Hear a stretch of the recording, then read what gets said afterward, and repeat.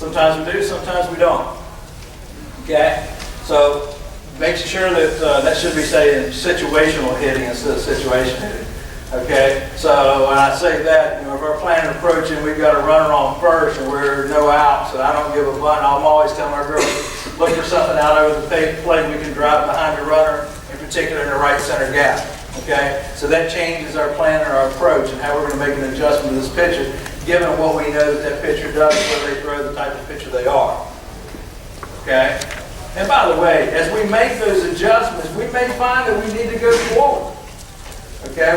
We start in the back of the box, and we may say, she's timing-wise, it drives me crazy. Girls will say, oh, she throws too slow for me, Whose problem is that? Right? It is a problem, right? So we got to make that adjustment, okay? So sometimes moving forward in the box is the right way to do that. So the timing changes, the timing element changes. Okay? So going with the plan. What did I learn from my last at-bats? And I've already given you Sean, the example of Sean. And actually, I'll look up there. I think I've spelled his name wrong both ways. Sean and Trice, I think's wrong. But anyway, you know what I'm talking about. Okay? Looking at patterns in a pitcher and from an at-bat to at-bat. Okay? That's going to be key. Okay? For each individual batter. Also, talk to the other batters and what they experience. I don't need my lefty slappers talking to my power hitters. Okay? But I need the people that have similar right-handed batters talking to right-handed batters. What did they see? Okay? Sometimes it's just something as simple as, hey, watch your front foot. She steps way out on a screwball. Okay? Maybe something we didn't know going in, but now we know that. Because a lot of times you'll see screwball pitchers step out here, clear their hips to get the ball back inside the batter, on the right-handed batter. Okay? Sometimes they get it down so early, we can kind of, read that. Okay? So it's important that we communicate during the game and see what the other batters are experiencing. Looking at hitting charts. Okay? It happens all the time. I get so aggravated. My girls know to do this, but sometimes they get involved in the game that just made an error, or whatever's going on in their life at that point in time that they find to be more important than looking at the hitting chart. And being able to look at those charts and see what the pattern is, okay, for them, and then see if it's similar to other batters. Okay, because I've got one coach, usually it's a student assistant, or somebody who actually handles our hitting charts just for our offensive hitting charts. Usually the pitching coaches are handling the other teams. And then I've got somebody that they're looking at taking care of our hitting charts, doing spray charts with them so they can see what's happening in each at-bat. Okay? Always maintain a pitch-by-pitch philosophy, but keep in mind the bigger picture. Okay? So we don't want to think 2 pitches down the road necessarily, even though sometimes we do because there's a plan. Get those 2 out and they're going to come back in. She does it every time. Okay? We may take a look and take a good hack early in the count, which is what we want to do, by the way, in my opinion. Okay? We want to hit the first strike that's across the plate, get up there and be aggressive and stay after it. All right? But there may be a time where we're sitting on that, we're in a position where I got a big power hitter, she loves the ball in. We want to turn on the ball. So even though she's thinking pitch by pitch, she's keeping in mind the bigger picture. Okay? She's anticipating getting that pitch inside, especially if she's less than 2 strikes. If she gets in a 2-strike, obviously it's a totally different deal. And we've got to go from a 2-strike philosophy versus a less than 2-strike philosophy. Oh shoot, I did it again. There you go.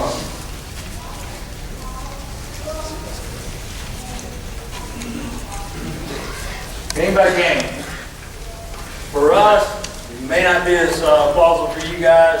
I hardly ever see it done in summer ball. I see it done in high school ball every now and then, and we do it just about every opponent we see for the most part uses video.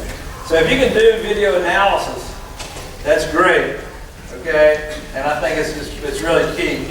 Obviously even in the training side of things. One thing about the training side of things, I think when we get into is the analysis or paralysis by analysis. Did I say that right? Yeah, and just trying to be too cerebral, overthinking the game. I want them to be up there reacting.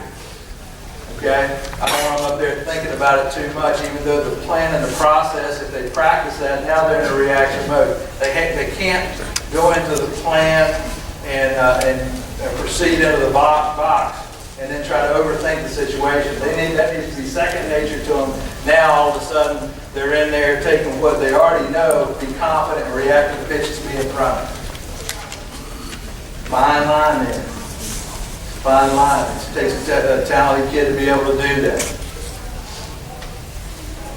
I'm not the type of coach that will say, try to get away from this, I'll get away from this just a little bit. But I'm not the type of coach that's going to say, and if you heard me last night talking about the pedagogy, what you say, what you get out of kids, may not be exactly what you want. Okay? You'll never hear me say, give me a little contact here. Okay? I'm not going to say, hey, little contact. Weak ground ball to shortstop. That's a little contact. Pop-up's a little contact. Okay? I'm not see ball, hit ball. I'm see strike, hit strike. Okay? Unfortunately, it didn't always work out that way. Okay? They get to overthinking a little bit, or they get that paralysis going on, and they don't go after and attack it like we like to see it.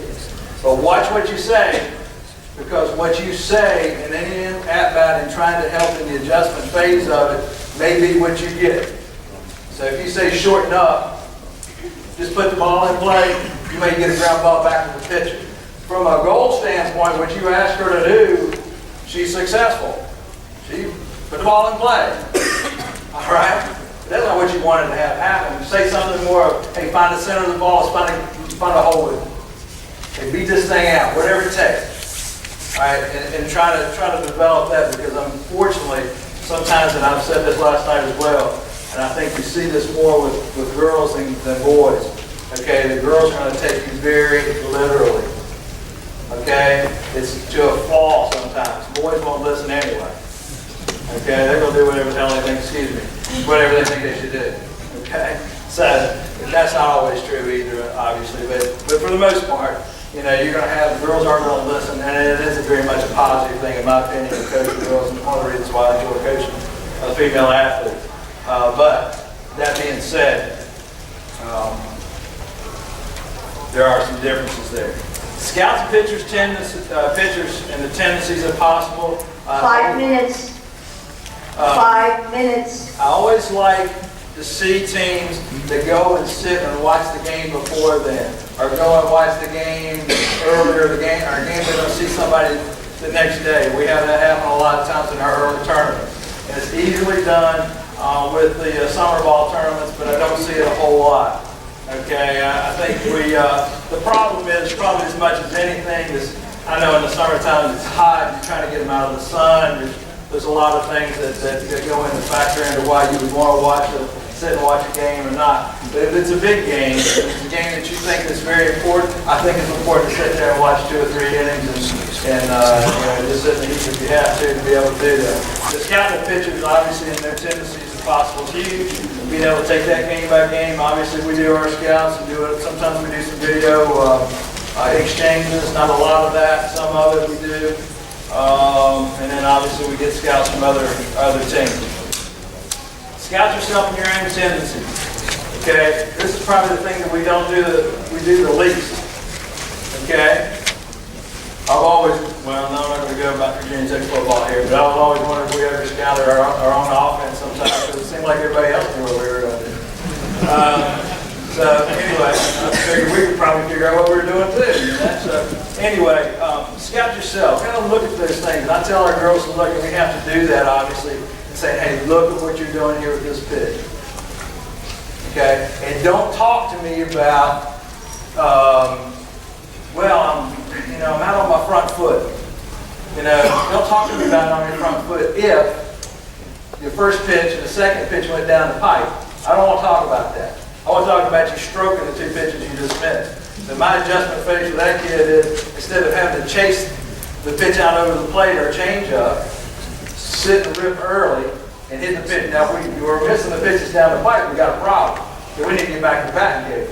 Okay, at that point, we've got a different kind of problem. So make those adjustments early, get up there and get active involvement. Don't come and tell me late in the count after you watch Paul get down the pipe about what 3 minutes. you feel like you're doing 3 from an athletic minutes. standpoint and your vast knowledge of swing mechanics. I don't want to hear that. And again, you've got different tendencies. Make sure, sometimes we get kids that are, first pitch hitters, which is what I like, and they got to be a little bit more patient. They may have to wait, or catch them off guard to get up here and rip if your tendency happens to be that you're going to watch pitches, watch the pitches. Should be doing those types of things anyway as far as swinging early. Any questions? Really quick. I'm going to have 2 minutes, maybe one question. Yes? If your tendency is swinging the back of the box, wouldn't you be giving away the bunt?